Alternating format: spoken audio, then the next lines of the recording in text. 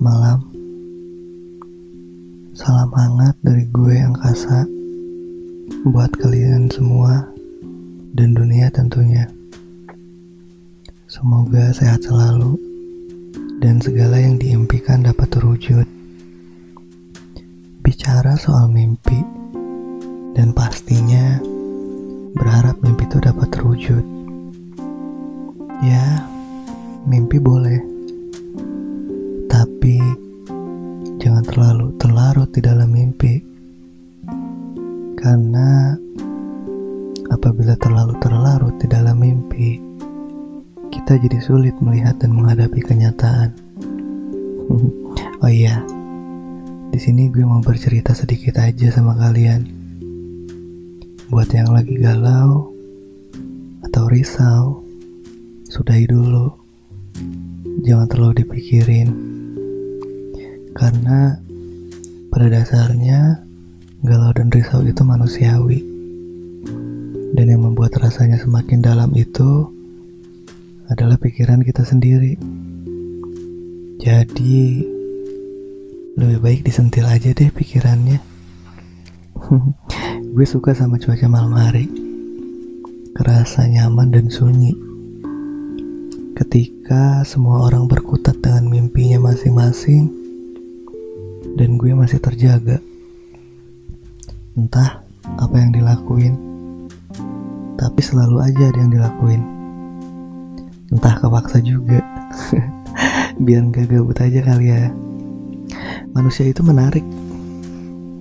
Udah kayak makanan, tau gak sih? Banyak macamnya. Gak bisa kalau harus disebutin satu persatu macamnya. Tapi ya itulah menariknya. Dari sekian banyak manusia yang ada di dunia, semuanya beda. Gak ada yang sama. Mirip paling, tapi dari fisiknya aja. Gak ada yang sedikit pun sama dengan hatinya.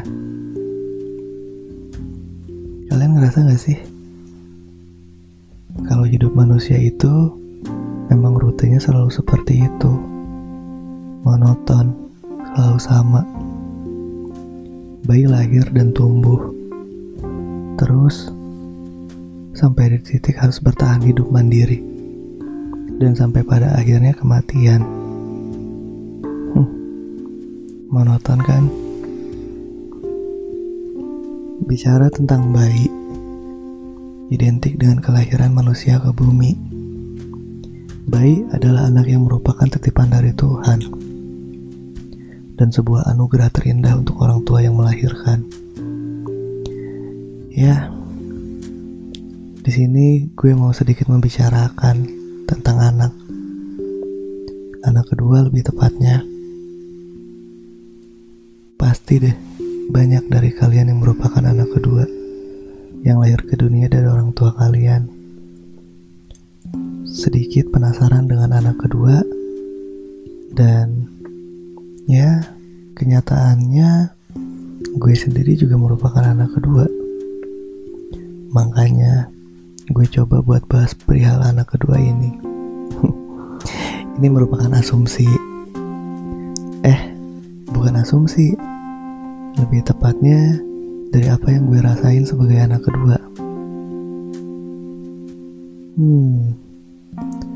Anak kedua itu menarik. Atau bisa dibilang juga unik sih. Ya, buat anak kedua, mungkin kalian juga merasa di mana perlakuan orang tua terhadap kalian itu seperti apa. Dan akhirnya terbentuk hingga kalian dewasa sampai saat ini.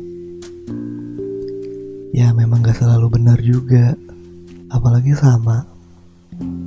Tapi berdasarkan yang gue rasain, terus sama artikel yang pernah gue baca sih tentang anak kedua gitu, yang menurut gue relate banget sama yang gue rasain.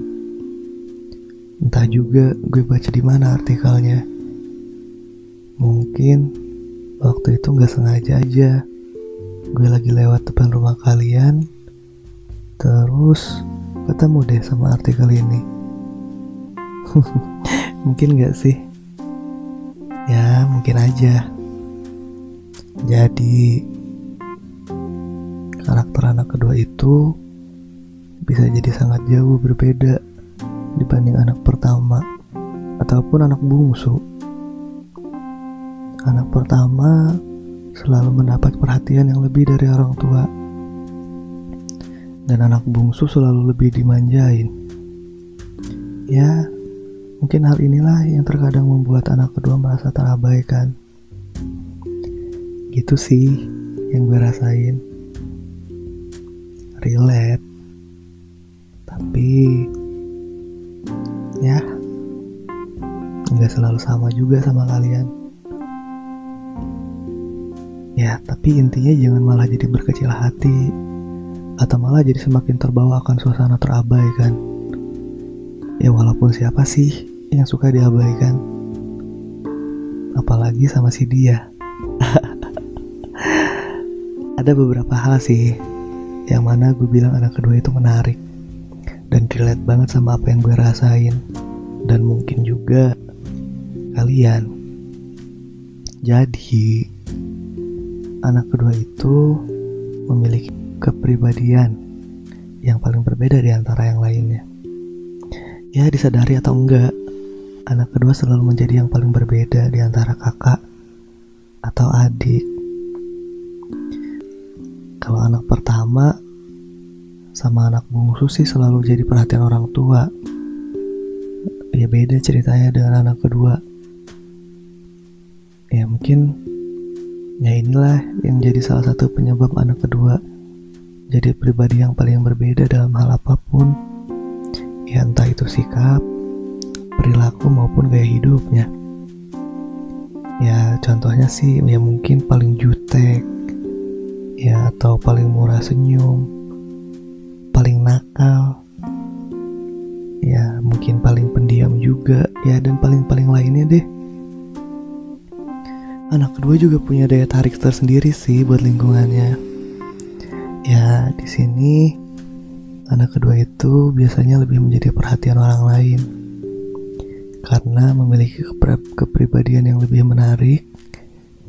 Ya itu baik dari sikap atau cara menyikapi sesuatu, cara berteman, dan ya banyak deh yang ngebuat orang lain dapat lebih tertarik gitu dengan adanya anak kedua ini.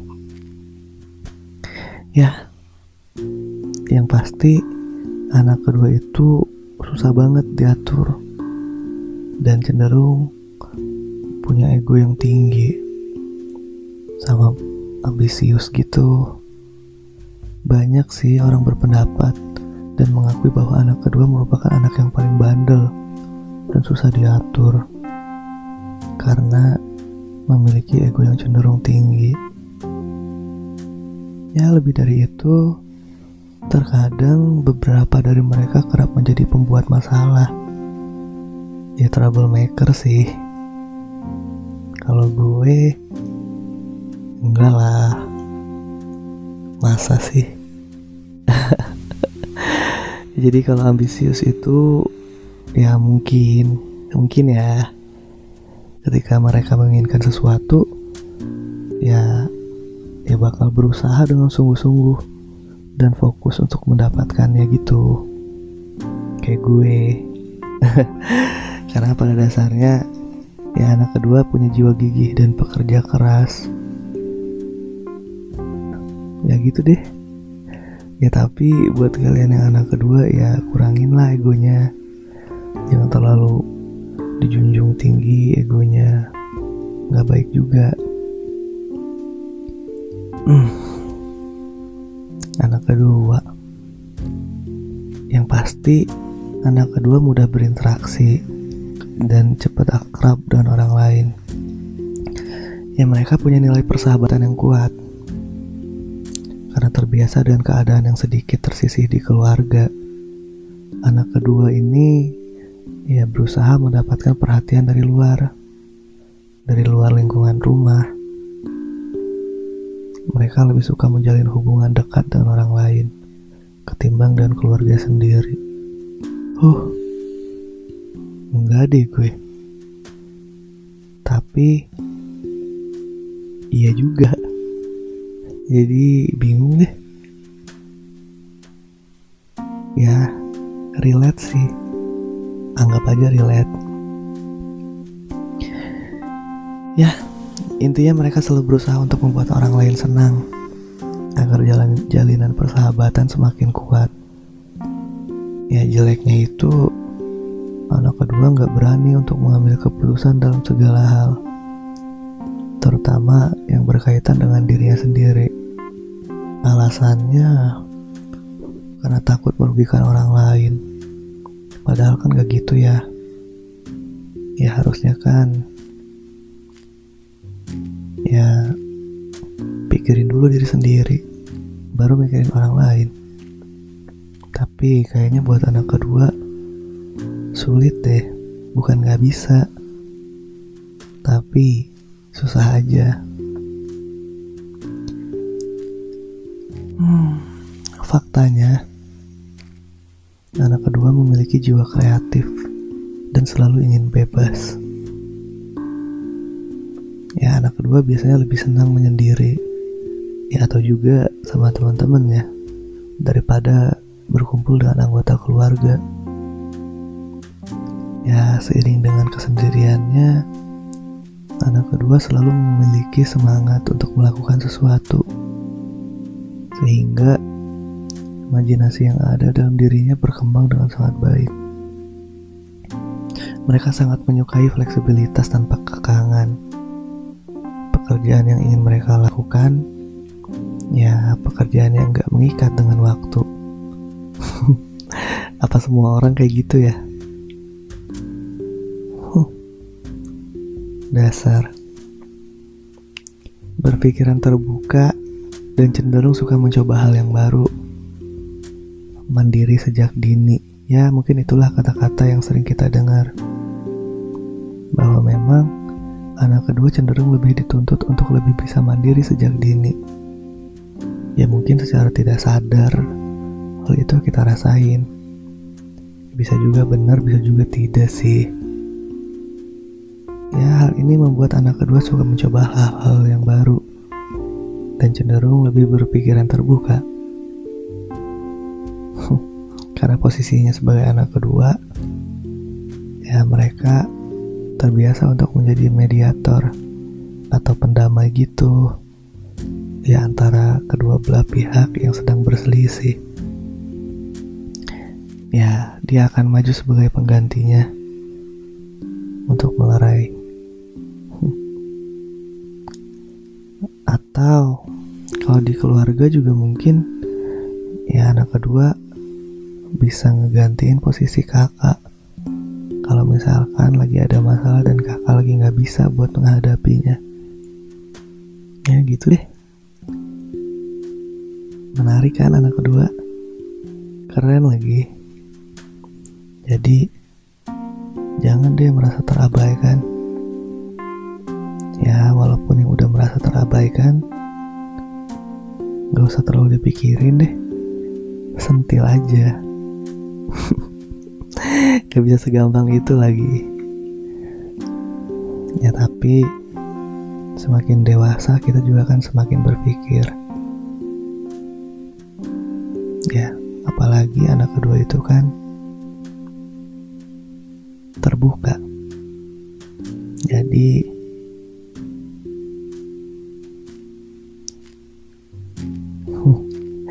ya gitu deh.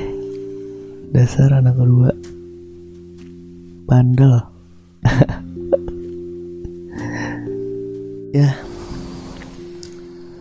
jadi segitu aja dulu deh buat pembahasan anak kedua. Ya mungkin nanti lain kali kita bahas lagi aja, atau kita bahas hal yang lain. Jangan bosan dengar suaranya ya. Ya udah. Selamat malam. Maaf mengganggu untuk waktunya. Dan terima kasih telah mendengarkan podcast ini. Salam hangat dari gue Angkasa.